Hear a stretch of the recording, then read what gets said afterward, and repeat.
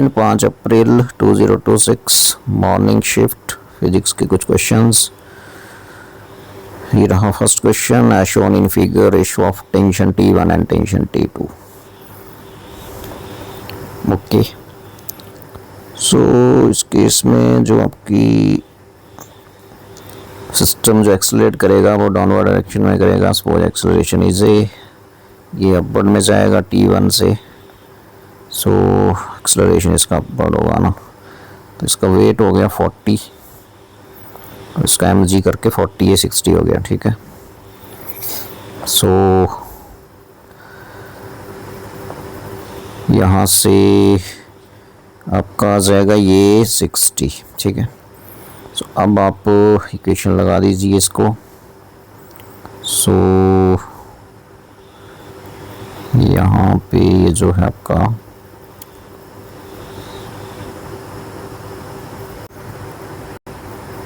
सो ये एटवर्ड मशीन में जो एक्सेलरेशन होता है ना, वो आपको पता ही है कि डिफरेंस ऑफ मासेस ये टोटल हो गया 10 minus 4 over sum of masses 10 plus 4 into g है ना।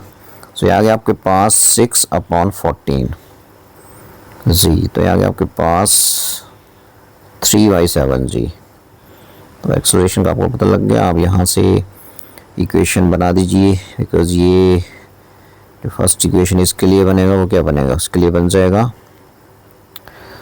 हाँ बिकॉज ये नीचे की तरफ एक्सेलरेट कर रहा है, तो 60 माइनस टेंशन ऊपर की तरफ हमेशा आगे होती है सस्पेंडेड मास से है ना, T2 is equal to 6 into acceleration 3/7 g. तो ये बन गया, यहाँ से T2 निकाल लेते हैं, इसको परे ले जाओ, इसका रे ले आओ। सो जी यहाँ से ये T2 हो जाएगा आपके पास 60 माइनस 18/7 जी की वैल्यू है 3/7।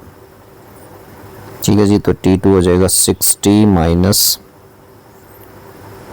तो ये आपके पास आ जाएगा यहाँ से 6 3 7। ठीक है, ये आ जाएगा फिर 60 माइनस T2 बिल्कुल ठीक, T2 परे को और 60 माइनस बिल्कुल ठीक, तो जी ये आ जाएगा 54 और ये आ जाएगा 49। तो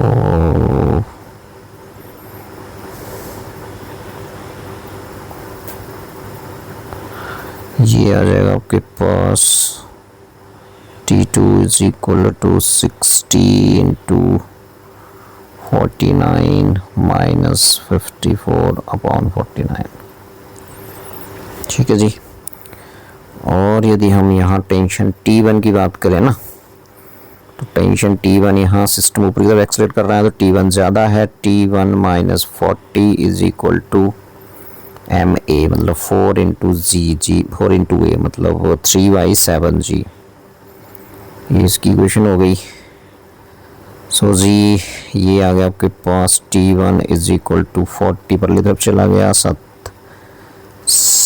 12/7 इंटू जी की वैल्यू 3/7 14 12/7 जी की वैल्यू 10 है ना। सो जी T1 आपके पास आ जाएगा 40 प्लस 120/7। सो आ जाएगा T1 is equal to 40 into 7 plus 120/7।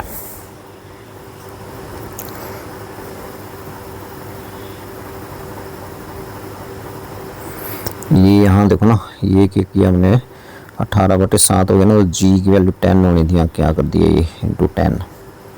ठीक है, तो आपके पास आ जाएगा ये 180/7 ये आ जाएगा, तो ये आ जाएगा 60 इंटू 7 माइनस 180। तो यहाँ से 420 माइनस 180/7, तो 420 में से भी 180 माइनस करें तो ये आ गया 0 12 में 8 के 4 3 में से एक गया 2 और 8 के 4 ना 3 में से एक 240/7। और यहाँ से आ जाएगा हमारे पास 280 प्लस 120/7, मतलब आपके पास आ जाएगा ये 280, 300, 400/7 आ गया ये। अब ये रेशो पूछ रहा है T1/T2, पूछ रहा है रेशो T1/T2 कर देते हैं यहाँ से। देयरफॉर T1/T2 क्या हो जाएगा, 400/7 इंटू 7/240 ना, 7 कट, और ये आप 0 से 0 भी कट, 8 का बड़ा पड़ तो 8 3 24 हो गया, 8 5 40 हो गया, तो 5/3, ऑप्शन 1 5/3। सो ये था, तो ये सिंपली आपका एटवुड मशीन पे क्वेश्चन था, सिंपल कैलकुलेशन थी, कोई इसमें वो नहीं था, ठीक है जी। So let me now move on to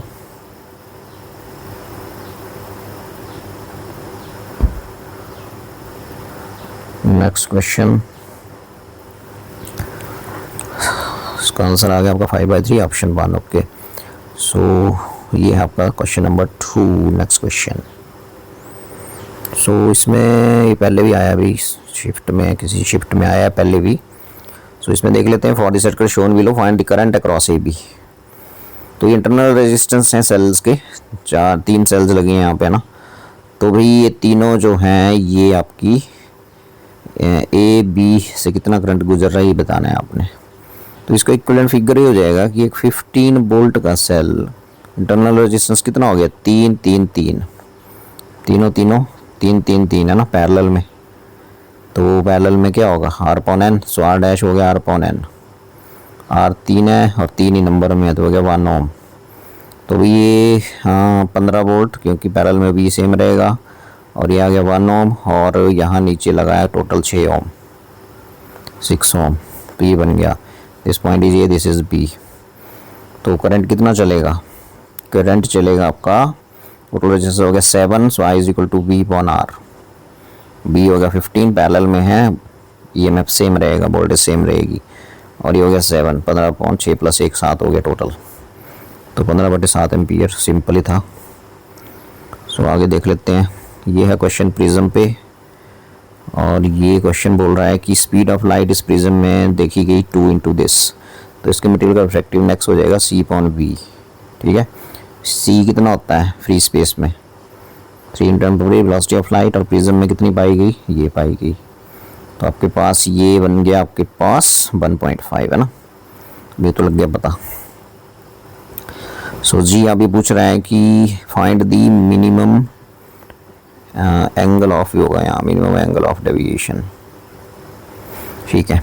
सो आपको पता है कि इसका जो फॉर्मूला रहता है प्रिज्म फॉर्मूला वो होता है, वो क्या होता है, साइन, राइट हैंड साइड लिख देते हैं पहले, A + delta angle of minimum deviation हो गया delta M/2 divided by sine A/2 is equal to mu. इस फॉर्मूले में इसको सॉल्व कर लेते हैं। सो ये आ गया आपके पास साइन A इक्विलेटरल प्रिज्म में ये होता है ना 60 डिग्री, सो 60 + डेल्टा M पता करना है /2 अपॉन साइन A, 60/2 कितना हो गया 30 इज इक्वल टू 3/2 है ना, म्यू हमारा 3/2 था, ये 3/2। सो यहाँ से यदि हम आगे बढ़ें तो फिर डेल्टा एम निकाल लो, यहाँ से हो गया क्वेश्चन, साइन 130 हाफ होता है, तो आपके पास बन sine 60 + delta M/2 is equal to, ये आ गया इधर 3/2, हाफ होता है तो आप इधर मल्टीप्लाई हो गया है ना।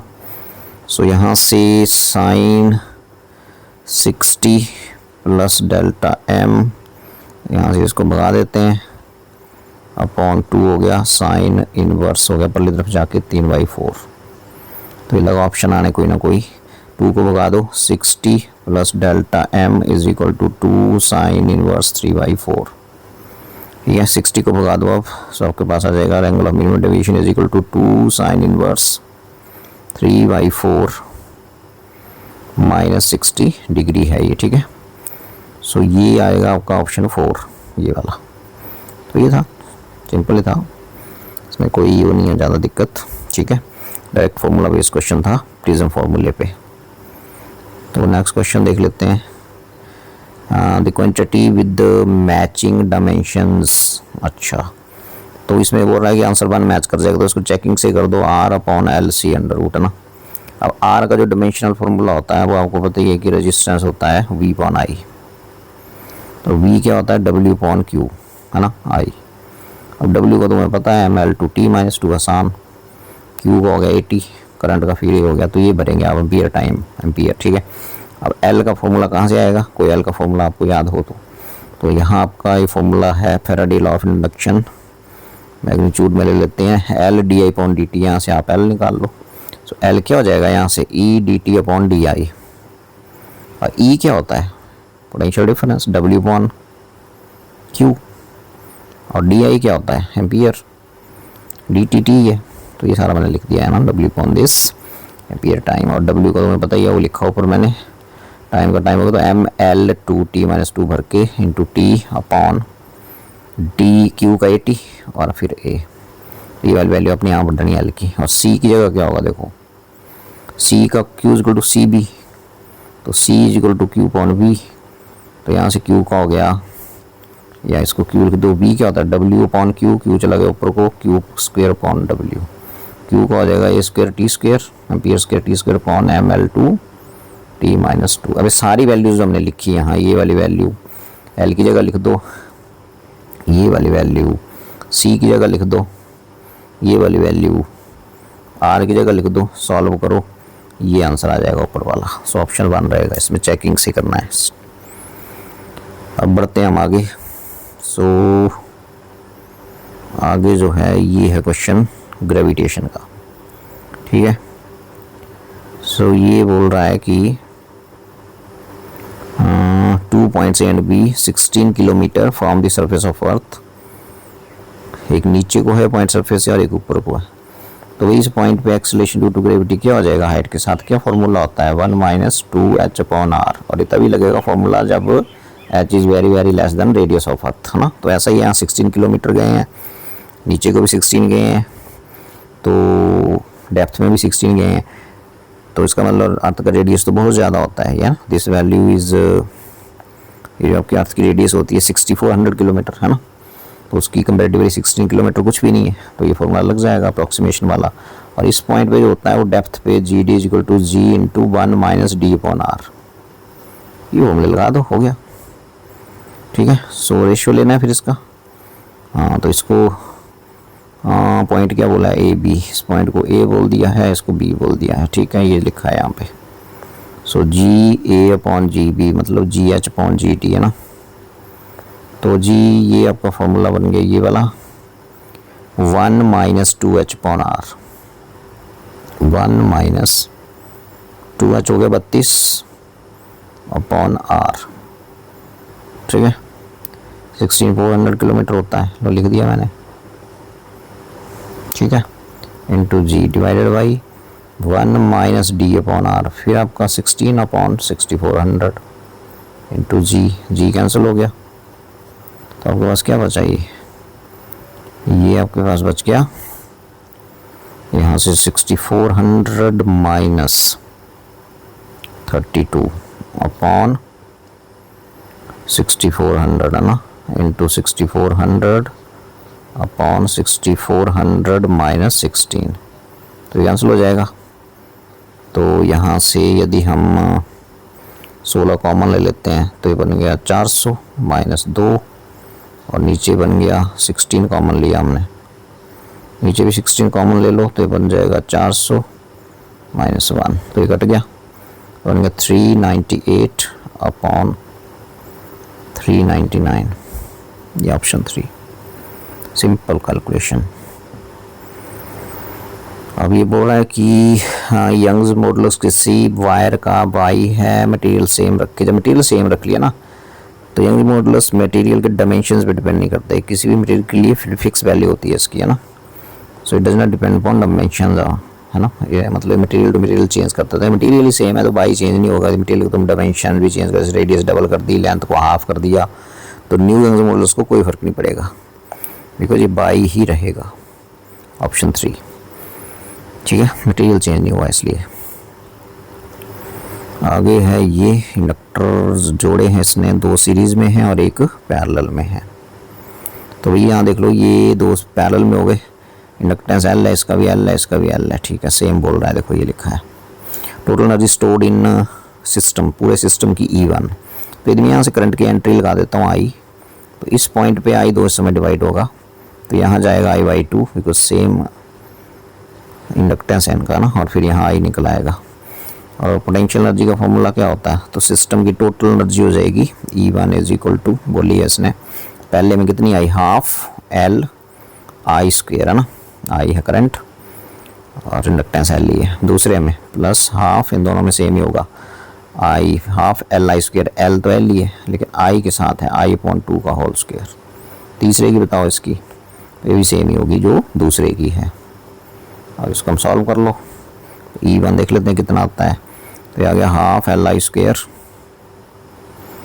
ठीक है। तो ये आ गया आपके पास हाफ L I स्क्वेयर तो है ही 1/4 plus half L I square 1/4 है ना, इंटू 1/4।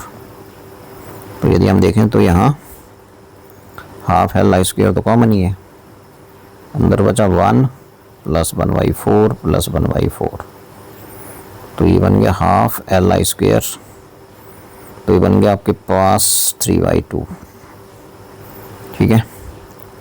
तो ये बन गया आपके पास 3L I स्क्वेयर अपॉन 4। तो यहाँ की टोटल एनर्जी जो सिस्टम में स्टोर होगी। अब ये बोल रहा है कि रेशियो निकालना E2 के साथ, और E2 किस में स्टोर है, सेकंड वाले में।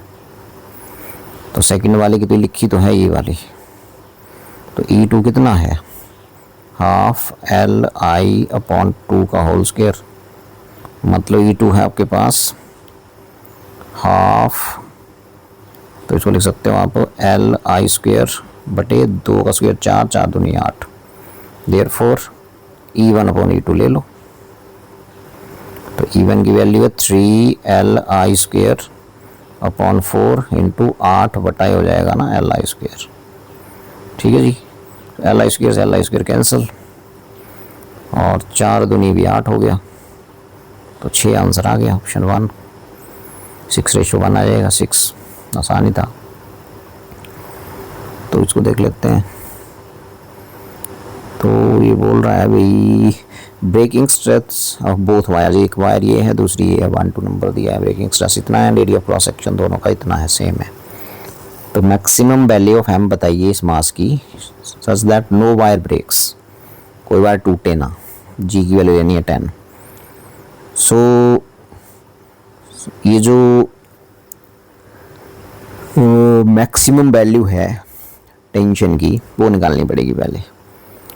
So maximum value of tension that, ये दोनों वायर जो है उसको भी स्टैंड कर सकें, ठीक है। मैक्सिमम वैल्यू ऑफ टेंशन निकाल लेते हैं। So that maximum tension that either wire can with stand, है ना, ये निकालनी पड़ेगी पहले आपको विदाउट ब्रेकिंग, ठीक है। विदाउट ब्रेकिंग क्या आएगा, तो टेंशन क्या होती है, टेंशन होगी फोर्स, फोर्स क्या होता है, कितना ये मैक्सिमम स्ट्रेस बियर कर सकती हैं, stress into area of cross section, ठीक है। तो मैक्सिमम स्ट्रेस इनटू ये मैक्सिमम टेंशन TM बोल देते हैं। स्ट्रेस तो दिया हुआ मैक्सिमम कितना है 1.2 into 10⁸ into cross section area 0.008, ठीक है। और उसका सेंटीमीटर स्क्वायर, सेंटी होता है 10⁻², तो बन गया 10⁻4, ये आ गया न्यूटन में, टेंशन फोर्स ही होता है। तो इतना ये बीर कर सकती है, ठीक है। अब आपको पता है ये बोल रहा है कि M की वैल्यू बताओ मैक्सिमम, कि कोई भी वायर ब्रेक ना हो, तो फिर जो नीचे की तरफ डाउनवर्ड फोर्स लगेगा वो हो जाएगा M+30, ये आ गया M+30, ठीक है, इंटू 10, ठीक है। G की value mg, that should be क्या होना चाहिए, जो आपकी टेंशन है ये जो नीचे की तरफ लग रहा है इक्विलिब्रियम कंडीशन में क्या होना चाहिए, बराबर होना चाहिए किसके, TM के, ठीक है। बराबर होना चाहिए या क्या होना चाहिए, कम होना चाहिए, तभी ये मतलब आपका जो ये वायर है टूटेगी नहीं, ठीक है। तो ये लगी आपकी कंडीशन। सो यहाँ पे डाटा देख लेता हूँ मैं, डाटा में गड़बड़ तो नहीं है इसमें कोई। तो वही यहाँ पे एक्चुअली ये 30 नहीं है, यहाँ पे होगा 3, तब आंसर निकलेगा ये। ठीक है, सो यहाँ लिखेंगे हम 3, तो आ जाएगा आपके पास m प्लस 3 इंटू आ गया 10 लेस देन और इक्वल टू, इसकी वैल्यू भर दो यहाँ पे tm, चलो इसको बाद में भरते हैं अभी। सो यहाँ से m निकालना मेरा टारगेट है, तो m प्लस 3 हो जाएगा यहाँ से, m प्लस 3 लेस देन और इक्वल टू tm, 10 आ जाएगा नीचे को। ठीक है, और m हो जाएगा लेस देन और equal to tm upon 10 minus 3। अब इस वैल्यू को भर दो t की ये वाली, तो m लेस देन और equal to 1.2 into 10 raise to the power 8 into 0.008 10 power 4 minus 4 upon 10। ठीक है, माइनस 3 साइड में, तो इसको तुम सॉल्व कर सकते हो। तो m लेस देन और इक्वल टू, एक जीरो से ये बन गया आपके पास, कितना बना ये 10 की 8 है ना ये, तो 12/10 बन गया, 12 लिख देता हूँ यहाँ पे, तो बन गया नीचे 10 की 2, ऊपर जाके माइनस 2 हो गई, माइनस से ऊपर 10 की 2 भी बचा, और ये बचा 8 बटे कितना बचा ये 10 की 3, 10 की 3 ऊपर आके 10 की माइनस 3 हो गया। ठीक है, सो माइनस 3 ये बनना है आपका, तो ये बन गया आपके पास 12 इंटू 8, 12 होता है 96। ठीक है, और ये बटा बन गया 10, माइनस 1 नीचे आ जाएगा, तो ये बन गया माइनस 3। सो भाई m बन जाएगा लेस देन और इक्वल टू 9.6 माइनस 3 kg में आ जाएगा, तो ये 3 इसमें से घटाएंगे तो 6.6 आ जाएगा kg में। तो m लेस देन और इक्वल टू है 6.6 kg, तो क्या पूछा है मैक्सिमम वैल्यू ऑफ m, तो मैक्सिमम वैल्यू ऑफ m हो जाएगी, m मैक्सिमम हो जाएगा इक्वल टू वाला साइन 6.6 kg। तो ये था 6.6 kg, सेकेंड ऑप्शन आएगा इसका। ठीक है जी, सो ये था आपका क्वेश्चन। नेक्स्ट क्वेश्चन देख लेते हैं। नेक्स्ट है आपका ये क्या है भाई, ये है क्वेश्चन नेक्स्ट। ठीक है, सो यहाँ से यदि हम ध्यान से देखें इसको, तो आपके पास ये आ रहा है क्वेश्चन, इलेक्ट्रिक फील्ड एग्जिस्ट कर रही है माइनस एक्स डायरेक्शन में, initial t equal to T पे मास पार्टिकल का m है और वेलोसिटी इतनी है, तो लैम्डा नॉट यदि इतना हो तो लैम्डा को निकालो in terms of lambda naught. अच्छा, लैम्डा को निकालो in terms of lambda naught. तो पहले तो इलेक्ट्रिक फील्ड एग्जिस्ट कर रही है, पार्टिकल का मास m है, एक्सेलरेट कर रहा है, तो आपको पता है कि जो ma हो जाएगा वो हो जाएगा qe। ठीक है,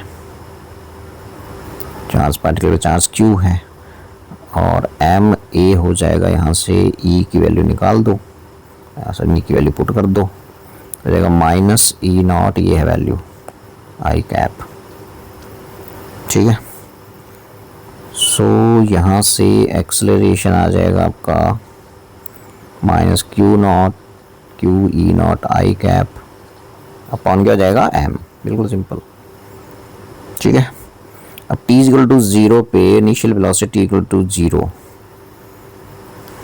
of mass m is this much. अब आप v is equal to u plus a t लगा दो, ये वाली वैल्यू, वेलोसिटी टाइम t हो गई।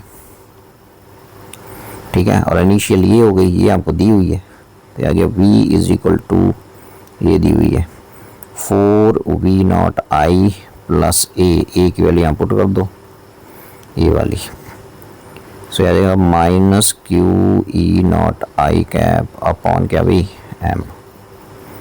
ठीक हो गया, इंटू टी, ये आ गया। ठीक है, सो अब तुम्हें पता डी ब्रॉगली वेवलेंथ होता है h अपॉन m भी, तो b की वैल्यू यहाँ पुट कर दो, फिर मैग्नीट्यूड ही लेना आपने, तो बनेंगे आपके पास h अपॉन 4v नॉट ये plus Q e not m into क्या हो गया t हो गया। ठीक है जी,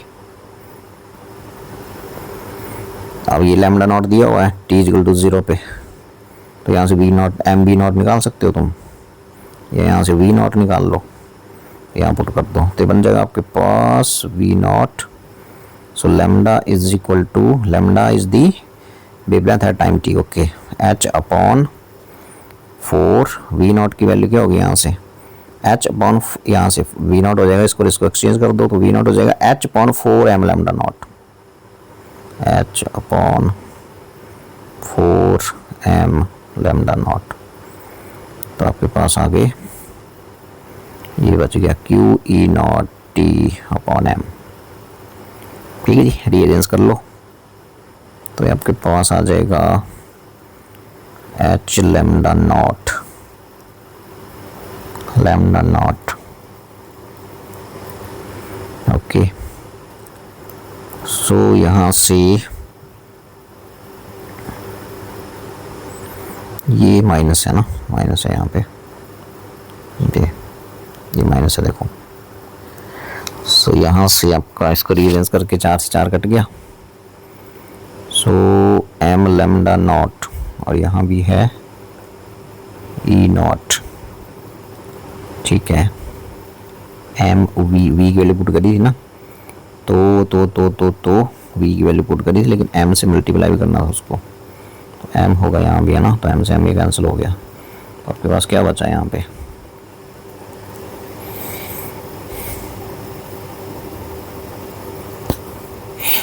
एम से मल्टीप्लाई भी करना था, हाँ, m v not, m v not. चलो अच्छा ऐसा करते हैं ना, आराम से वैल्यू भरते हैं, तो इफ 4 वी नॉट, ये एम है यहाँ पे ऐसे आराम से, ठीक है, वैल्यू हमने भर दी। अब ये एम जब अंदर जाएगा यहाँ, तो वी नॉट की वैल्यू हम यहाँ से ला रहे हैं, है ना, एम बी नॉट। तो चलो इसको दोबारा लिख लेता हूँ मैं, 4 एम बी नॉट की वैल्यू लाओ यहाँ ऊपर से, तो 4 एम बी नॉट क्या हो जाएगा यहाँ से, एच अपॉन लेमडा नॉट, तो यह आ जाएगा एच अपॉन लेमडा नॉट, ठीक है, एम एम चला गया अंदर, तो एम यहाँ जाएगा, तो आपके पास बच जाएगा क्यू ई नॉट टी, ये बचेगा। अब आप इसको सॉल्व कर लो। सो लेमडा नॉट आ गया एलसीएम, लेमडा नॉट चला गया ऊपर को, सो हो गया एच लेमडा नॉट अपॉन, यहाँ बचा एच माइनस यहाँ लेमडा नॉट आ जाएगा Q e not lambda not T, कुछ नहीं किया, यहाँ अपॉन 1 करके इसका एलसीएम लेमडा नॉट आ गया ना, वो ऊपर चला गया, और यहाँ लेमडा नॉट नहीं लगेगा, यहाँ लगेगा जहाँ नहीं है, ठीक है। सो आई थिंक ये ऑप्शन आ गया इसका दूसरा। सो ये था इसका सॉल्यूशन, सिंपली था, इसमें कुछ भी नहीं था, कैलकुलेशन बेस्ड ही है। आगे देख लेते हैं, moment of inertia of rod.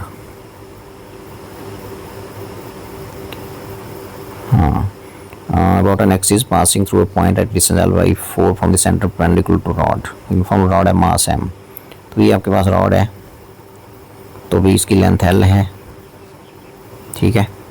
सो यहाँ से जो एक्सिस गुजरती है ना सेंटर से, ये वाली, इसके क्रॉस तो मोमेंट ऑफ इनर्शिया तुम्हें पता ही है, यदि मास m है इसका तो ml² होता है, सेंटर से गुजर रही है और इसकी लेंथ के परपेंडिकुलर है। तो ये बोल रहा है कि सेंटर से L/4 डिस्टेंस, मतलब सेंटर से आप यहाँ जाओ L/4 डिस्टेंस यहाँ तक, इस एक्सिस के बाद बताओ क्या होगा, तो थ्योरम ऑफ पैरेलल एक्सिस लग जाएगा, ठीक है। तो इसके अबाउट हमें पता करना है I' मान लो, ये वाली डिस्टेंस L/4 है सेंटर से, तो क्या आ जाएगा, तो थ्योरम बोलती है I = जो सेंटर से एक्सिस गुजर रही है C, ये CM है रॉड का, प्लस MH², तो ये फॉर्मूला लिख दिया। IC कितना है, ML², ये IC है जो सेंटर से एक्सिस गुजरी, उसके बाद आपको पता होना चाहिए ML² प्लस M, और ये H की वैल्यू L/4, ठीक है। तो ये आ गया, तो this is your answer, ML² plus ML² 4 3 12, 4 चौके 16, 4 से चला गया ना, 3 4 3 12, 12 चौके 48 आ गया, 12 चौके 48, 4 ml², 16 3 48, 3 ml², फिर आ गया 4 3 7 बटा 48 ml², चौथा। तो ये था आपका क्वेश्चन। ठीक है, बढ़ते हैं आगे, अगला देख लेते हैं। सो बोल रहा है इक्वेशन दी जा रही है, तो पूछ रहा है कि minimum distance between consecutive crest. So minimum distance between consecutive crest होता है वेवलेंथ, तो ठीक है, लैम्डा। तो मतलब लैम्डा निकालने को बोल रहा है ना। So lambda is equal to क्या होता है 2 pi upon K, propagation constant ये के की वैल्यू ये है 0.0, तो 2 पाई अपॉन 0.018। ठीक है, सो ये यदि हम इसको तीसरा आंसर आ रहा ना, 1000/2 से काट दो, 0.0 एक कौन गया लगी 0, 2 नया 18। ठीक है, ऐसे तो ये आ गया। तो आपके पास आ जाएगा पाई, हाँ 1000 चला गया ऊपर को, पाई/9 मीटर में। तो डिस्टेंस बिटवीन कंसेक्यूटिव क्रेस्ट क्या होता है वेवलेंथ, तो वही पूछा है, थर्ड ऑप्शन। आगे है ये लॉजिक क्वेश्चन, तो आता ही आता है भैया ना, तो आना ही आना है। तो मैंने बताया है कि सिंपली इसको आपने चेकिंग से कर लेना है। तो ये यदि ऑप्शन 3 आ रहा है इसका, तो इसको चेक कर लेते हैं। ए को यदि 1 देंगे, बी को 0 देंगे, हाँ सी को 1 देंगे यहाँ पे। ठीक है, तो क्या होने वाला है देखो 1 0 मिला इसको यहाँ पे, तो यहाँ 1 0 जब पहुँचेगा तो ऐड वाला गेट है ना, और है ये, तो यहाँ 1 नहीं मिलेगा। ठीक है, 1 मिलेगा तो यस है यहाँ पे, मतलब आउटपुट मिलेगा, मीन्स एलईडी ग्लो करेगा। ये बोल रहा है कि both LEDs will switch on, हाँ दोनों स्विच ऑन हो जाएगा अंडर विच कंडीशन, तो ये तो ऑन हो गया बिकॉज 1 मिला इसको स्टेट। अच्छा यहाँ 1 पहुँचा और यहाँ फिर 1 आ गया, 1 1, तो 1 1 एंड आ गया आगे, तो एंड 1 नहीं होगा है ना। और यहाँ से कितना आ रहा है, ये आ रहा है 1, तो यहाँ भी 1 नहीं मिला, 1 नहीं मिला मीन्स ये भी ग्लो करेगा, मतलब ये भी ऑन हो जाएगा। तो बिल्कुल ठीक है, ये तीसरा ऑप्शन होगा। 1 स्टेट आया तो ऑन, 0 आई तो ऑफ। ये ball is drop from 18 metre tower. ठीक है, यहाँ से बॉल ड्रॉप करी, ये टावर था ये, तो ये है 18 मीटर टावर। ठीक है, ये ग्राउंड है। तो ये पूछ कर रहा है distance of the ball from the ground when speed of the ball becomes equal to magnitude of acceleration. तो मैग्नीट्यूड ऑफ एक्सेलरेशन क्या होता है 10, तो बोल रहा है 10 इसकी स्पीड मान लो इस पॉइंट पे बनी, ए से बी पहुंची नहीं, ग्राउंड पे जाके सी, तो यहाँ इसकी स्पीड होगी 10, मतलब यहाँ फाइनल वेलोसिटी है 10, और यहाँ यू क्या होता है ड्रॉप कर रहे हैं 0। तो ये डिस्टेंस निकाल लेता हूँ पहले मैं, एस बोल देता हूँ इसको, तो एस हो जाएगा 2as वाला फॉर्मूला लगा दो, v² - u², तो आ जाएगा 2 और a की value 10, s is equal to v² का मतलब 10 का स्क्वायर माइनस u तो 0 है, तो 0 का स्क्वायर, तो यहाँ से s आ गया 100/20, मतलब 5 मीटर आ गया। ये 5 मीटर है, तो फिर bc कितना है, तो ग्राउंड से कितना बचा ये 18 - 5। ठीक है, तो ये आ गया 13 मीटर होगा ग्राउंड से। ये थर्ड आसानी था, इसमें कुछ भी नहीं है। ये क्वेश्चन है आपका किस पे है,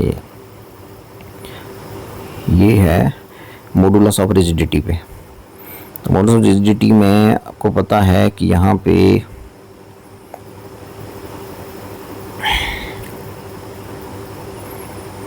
ये जो ऊपर वाला हिस्सा है ना इसका, ये वाला एंगल जो है,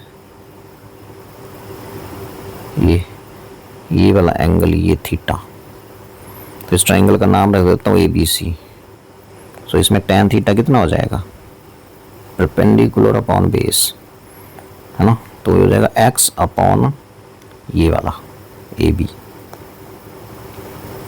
और ये क्यूब है, x अपॉन क्यूब की लेंथ 0.05 5/100 हो जाएगी ना सेंटीमीटर में, तो ये आ गया आपका। तो थीटा स्मॉल है तो इसको थीटा लिख सकते हो, तो थीटा इज इक्वल टू हो गया मतलब x अपॉन 0.05। ठीक है जी। अब ये पूछ रहा है कि ये शिफ्टिंग निकालने की, फोर्स टेंजेंशियल डायरेक्शन में लगा तो ये शिफ्ट कितना हो, ऊपर वाला फेस, लोअर वाला तो फिक्स है, तो शिफ्ट हुआ x है ना, तो इसका मतलब ये होगा कि मॉडुलस ऑफ रिजिडिटी, इसका मतलब मॉडुलस ऑफ रिजिडिटी जो होता है वो क्या होता है, वो होता है टेंजेंशियल फोर्स, टेंजेंशियल स्ट्रेस मतलब F/A इंटू शीयर स्ट्रेन यहाँ कितना है थीटा। तो ये आ गया यहाँ से आंसर। यहाँ से आपका वैल्यू पुट कर दो और आपको थीटा यहाँ से लिख दो कितना है, तो थीटा हो जाएगा यहाँ से एफ अपॉन ए नीटा। तो ये जाएगा theta is equal to F की वैल्यू तो दी नहीं है। क्रॉस सेक्शन एरिया क्यूब का हर फेस क्या होता है स्क्वायर होता है, तो स्क्वायर का एरिया 0 साइड तो दी हुई है ना 0.5, तो 0.05 सॉरी इसका स्क्वायर और नीटा दिया हुआ है 10/5। तो इसको देख लो कितना आता है ये, तो थीटा की वैल्यू है x अपॉन 0.05। ठीक है, तो x हो जाएगा यहाँ से, ये आ गया आपका f इंटू 0.05 ओवर 0.05, ये आ गया उसका स्क्वायर है तो एक ये कट जाएगा और 10/5, ये तो एक कट गया। तो ये कितना बचा, ये बचा x is equal to F upon ये बनेगा ना 5/100 बन जाएगा इंटू 10 की 5, तो ये बचेगा 5 मतलब 10 की 2 बनेगा, इधर 10 की 2 तो 10 की 3 बचेगा नीचे, मतलब f/1000 बचेगा, ये आएगा f/5 भी है सॉरी, ये 5 भी है ना यहाँ पे ये, तो ये बचेगा f अपॉन 5000। ये आसान था, सिंपल कैलकुलेशन। ये तो पूछ रहे हैं कि कितना ये शिफ्ट हुआ, मतलब ये कितना इसमें आगे को ये शिफ्ट हुआ, ये वाला ऊपर वाला फेस जो था, लोअर फेस तो फिक्स है, तो ये होगा f अपॉन 5000 सेकेंड ऑप्शन। सो इसमें बर्नर कैलिपर का क्वेश्चन भी लगभग आया है अभी कुछ गैप पे। तो बोल रहा है कि 10 BSD मैचेस विद 9, ठीक है ऐसा होता है बर्नर कैलिपर में, ठीक है। No reading is taken and 0 vernier scale right side में है 0 के, तो 0 एरर पॉजिटिव होगा राइट साइड में हो तो 0 एरर हो जाएगा पॉजिटिव। कितना है, कौन सा डिवीजन कौन साइड कर रहा है में से 7, तो 7 इंटू लीस्ट काउंट है ना, तो हो गया +7 इंटू लीस्ट काउंट हो जाएगा मिलीमीटर में 0.1, ठीक है। बर्नियर कैलिपर का कितना होता है 0.1 होता है, भी सिंपल है।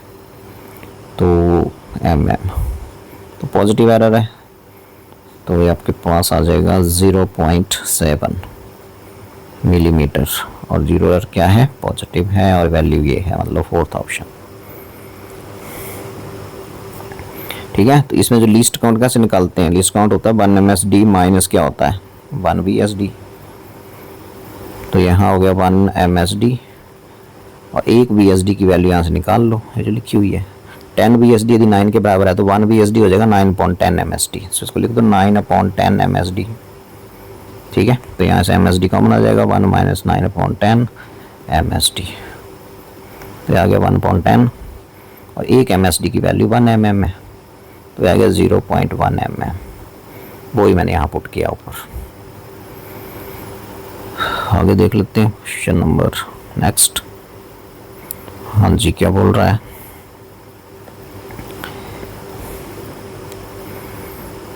ये क्वेश्चन ये बोलना चाह रहा है कि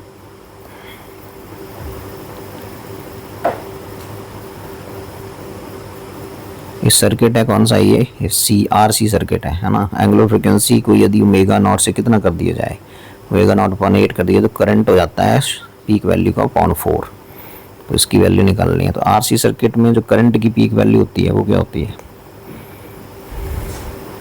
वो जाएगी I0 is equal to V0 ohms लगा दीजिए, और इम्पीडेंस रहेगा R² प्लस XC², तो XC² हो जाएगा ओमेगा² C², ये आ गया, ठीक है। सो ये आ गया। तो अब ये बोल रहा है क्वेश्चन में कि जब इस ओमेगा को तुम ओमेगा नॉट ले लो, पहले ओमेगा नॉट बाई 8 करोगे तो करंट I0/4 आ जाएगा, तो अकॉर्डिंग टू क्वेश्चन I की जगह कितना हो जाएगा I0/4, V0 सेम है पीक वैल्यू ये वोल्टेज की, R² भी बिल्कुल वैसे ही है, लेकिन ओमेगा नॉट को ओमेगा नॉट बाई 8 लिखो यहाँ पे।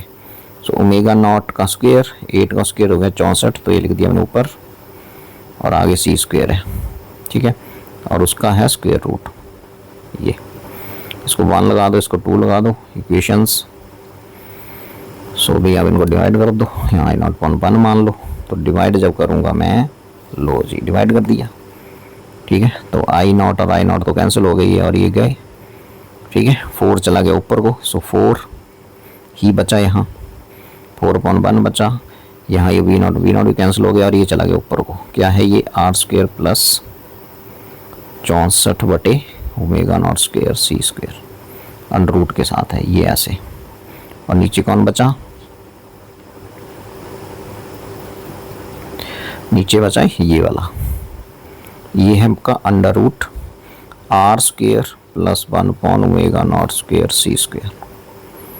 दोनों तरफ स्क्वेयर कर दो तो ये 16/1 इक्वल टू r² प्लस 64/ओमेगा0² c² अपॉन r² प्लस ओमेगा² c²। ये आ गया।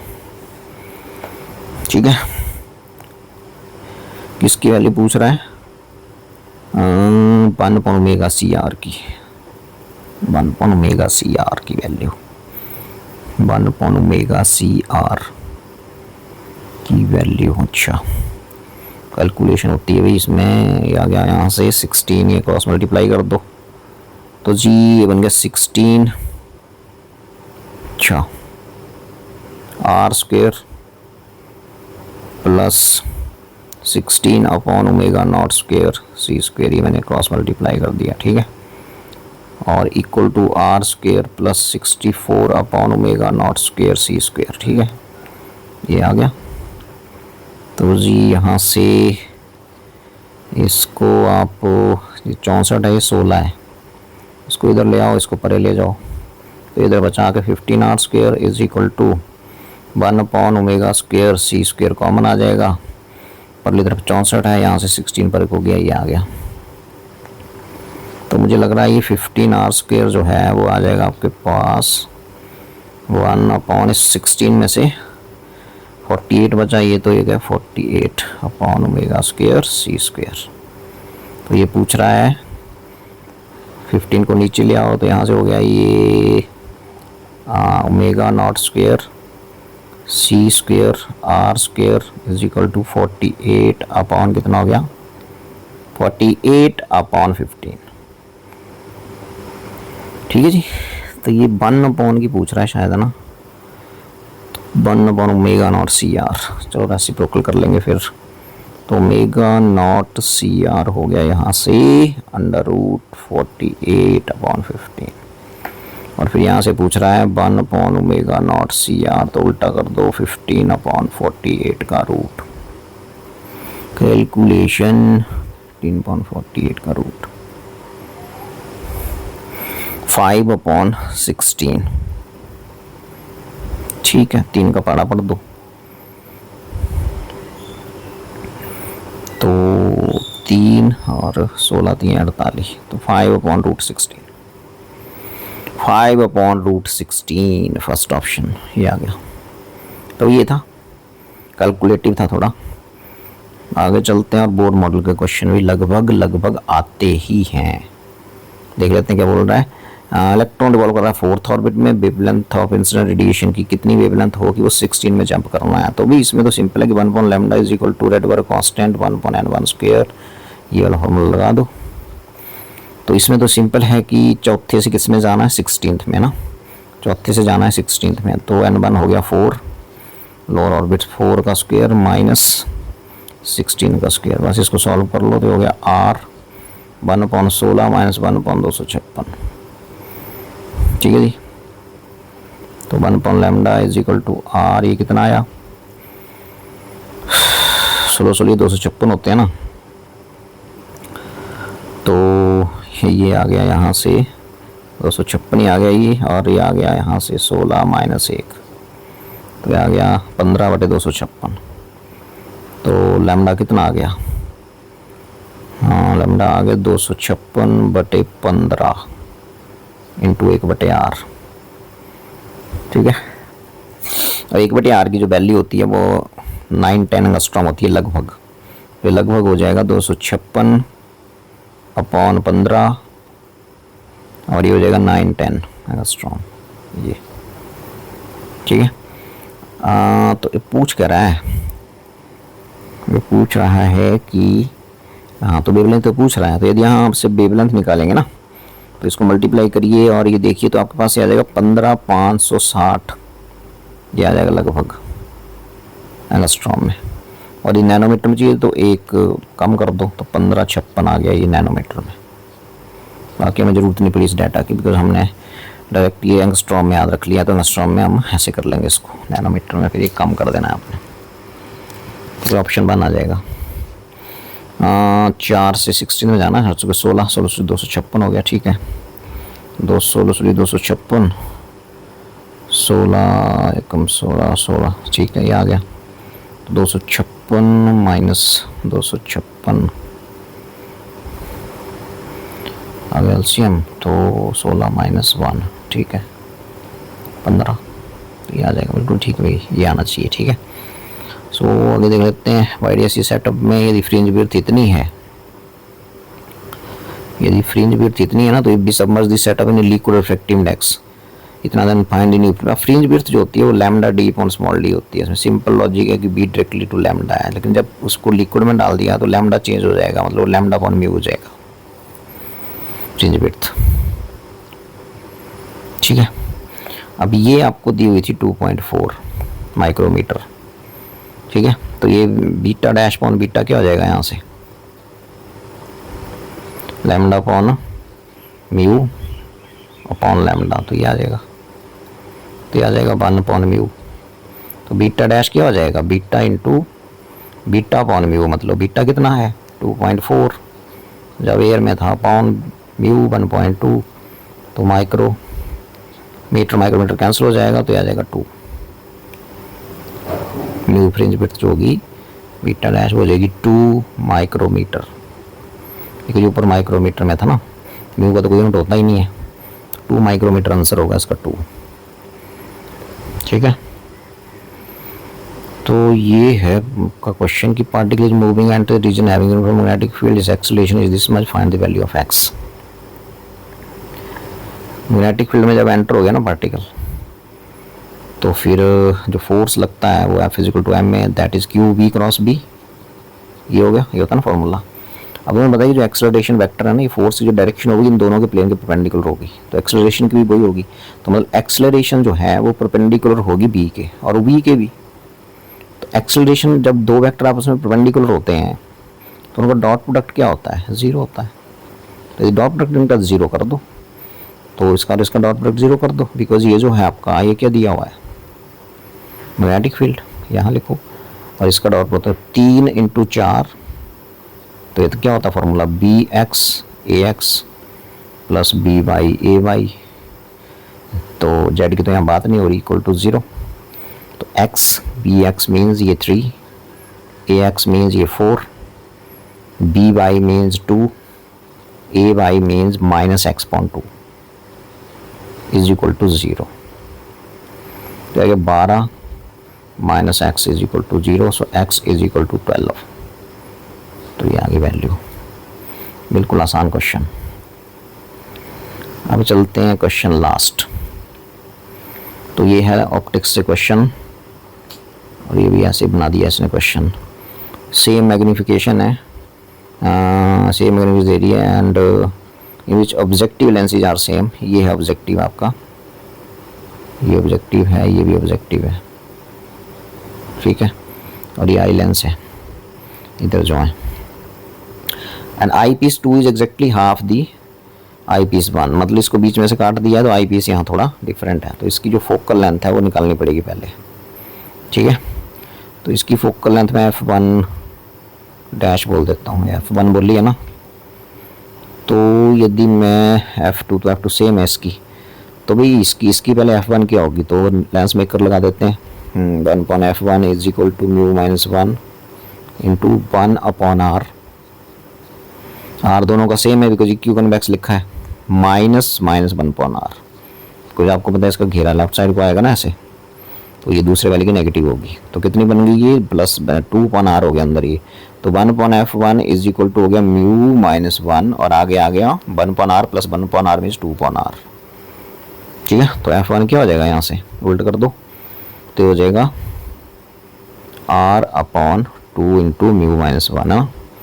अब इसकी निकालो नीचे वाले की, ये तो आधा ही हो गया, तो इसकी मतलब क्या हो जाएगी, प्लेन हो गया इसका एक सरफेस, तो यही फॉर्मूला लगाएंगे। तो इसकी मैंने f1 डैश बोल दिया, तो 1/f1 डैश क्या हो जाएगा, बिल्कुल म्यू माइनस 1 इंटू, पहले सरफेस तो प्लेन हो गया, तो प्लेन सरफेस का रेडियस इन्फिनिटी माइनस इसकी जो रेडियस जाएगी वो भी लेफ्ट को जाएगी, तो -1/r ये आ गया। तो ये आ गया 1/f dash f1 dash is equal to something infinity 0, तो minus minus minus into minus plus, तो ये आ गया म्यू -1 और नीचे आ जाएगा r। तो f1 डैश क्या हो गया यहाँ से r/μ-1। इसकी देखो आद दिया ना यहाँ पे, तो इसका मतलब ये हो गया, इसकी क्या हो गई 2 टाइम्स f1 हो गई ये इसका। यदि हम इक्वेशन को कंपेयर करें ना, तो ये यदि 1 है तो ये हाफ है, ठीक है। इसका मतलब ये यदि 1 है तो ये 2 है नीचे वाली, तो इसका मतलब 2f1 होगी। तो इसकी जो फोकल लेंथ होगी वो होगी 2f1, ऊपर वाली की यदि f1 है, पहली बात होगी। अब आपको पता है कि जो मैग्नीफिकेशन का फॉर्मूला होता है, मैग्नीफाइंग पावर का, वो क्या होता है L/f0 normal condition, normal adjustment में ये होता है। देखो ना यहाँ मैग्नीफिकेशन तो सेम दी हुई है दोनों की, देखो ये लिखा है मैग्नीफिकेशन सेम है, मैग्नीफाइंग पावर सेम है, मतलब तो ये चीज़ सेम हो गई। डी लिस्ट डिस्टेंस डिवीजन भी फिक्स हो गया, ठीक है, और फोकल लेंथ ऑब्जेक्टिव की भी सेम है, तो इसका मतलब L/f ही कांस्टेंट हो गया है ना, यहाँ से लिख सकते हो ना। तो इसका मतलब L directly proportional to f ही हो गया, और L/L1 क्या हो जाएगा 2 नीचे वाला, L/L1 के दूसरे वाले की फोकल लेंथ, इसका मतलब हो जाएगा F(E), इसकी f1 डैश मतलब f1 डैश अपॉन f1, ये हो जाएगा। f1 डैश कितना है 2f1 है, 2f1 अपॉन f1 मतलब कितना हो जाएगा 2, तो रेशियो आ जाएगा 2। तो ये था, ऐसे घुमा दिया था इस क्वेश्चन में, ठीक है। ओके देन आज के लिए इतना ही।